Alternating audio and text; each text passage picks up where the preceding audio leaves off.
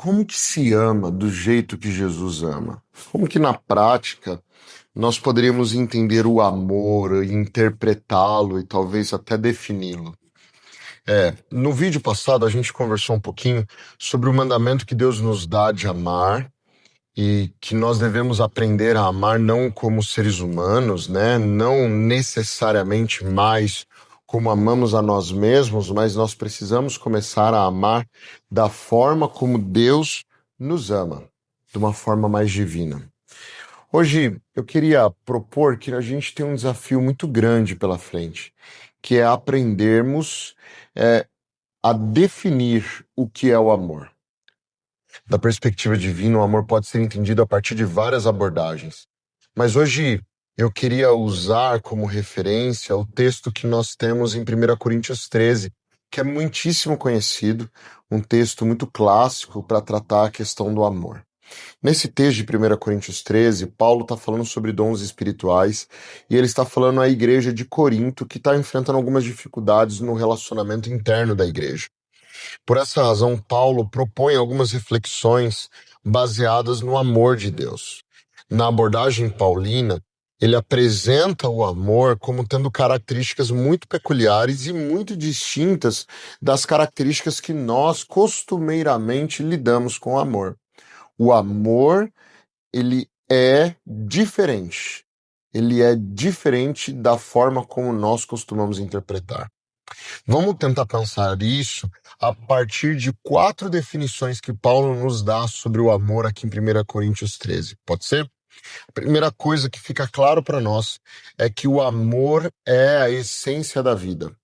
Todas as coisas da vida e da existência só têm sentido, só têm essência se tiver amor.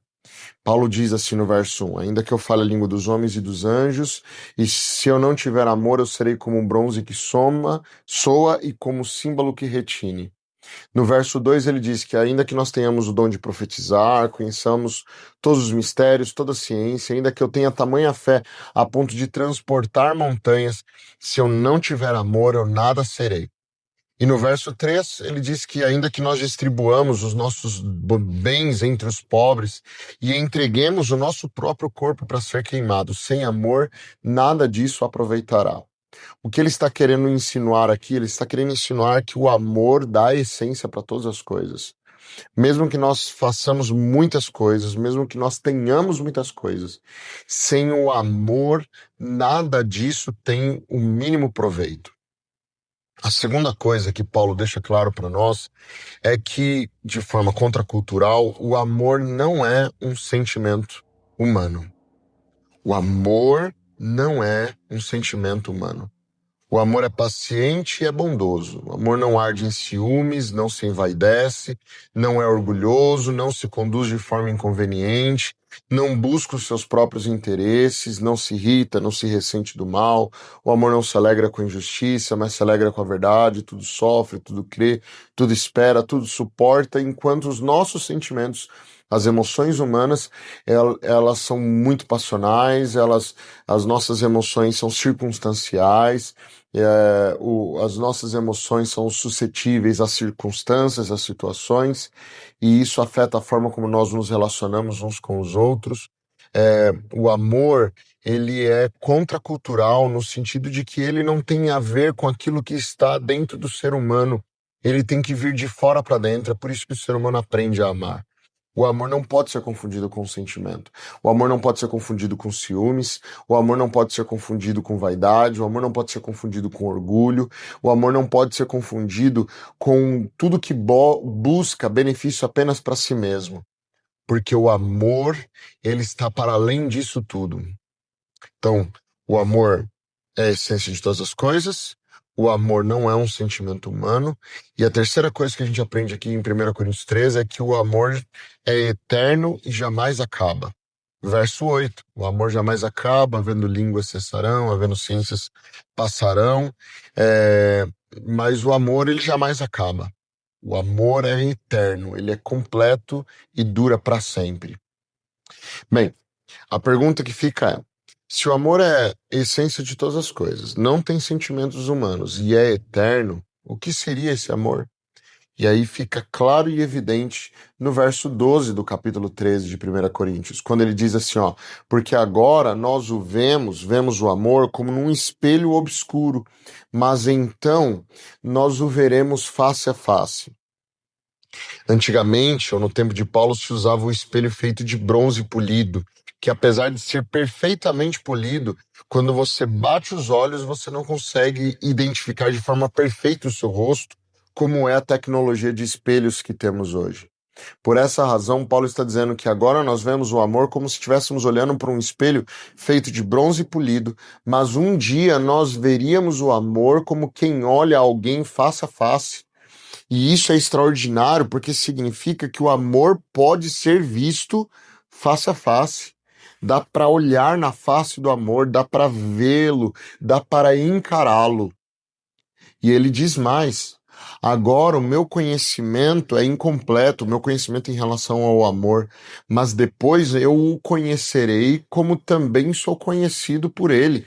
Haverá um momento em que será possível conhecer o amor da mesma forma em que somos conhecidos por ele.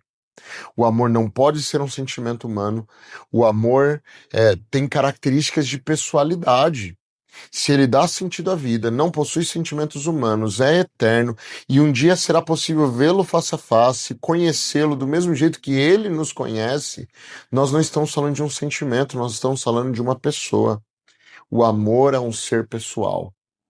E aí nós precisamos ir a 1 João capítulo 4, verso 8, quando ele diz que aquele que não ama não conhece a Deus, porque Deus é amor. Esta é a afirmação mais poderosa da Bíblia. Nenhuma outra afirmação é tão direta em dizer quem Deus é. Deus é amor. Deus não tem amor, Deus não possui amor, Deus é o próprio amor. E isso é importante para nós porque significa que se lá no meu trabalho está faltando amor, o que está faltando lá é a presença de Deus. Se no meu matrimônio eu sinto que não há mais amor no meu relacionamento, o que está faltando no meu matrimônio é a presença de Deus. Se na minha relação com as pessoas ao meu redor, com os meus filhos, com os meus amigos, as pessoas do meu prédio, eu sinto que não há mais amor, talvez o que esteja faltando seja Deus em minha vida. Porque, de acordo com 1 Coríntios 13, o amor não é um sentimento, o amor é uma pessoa.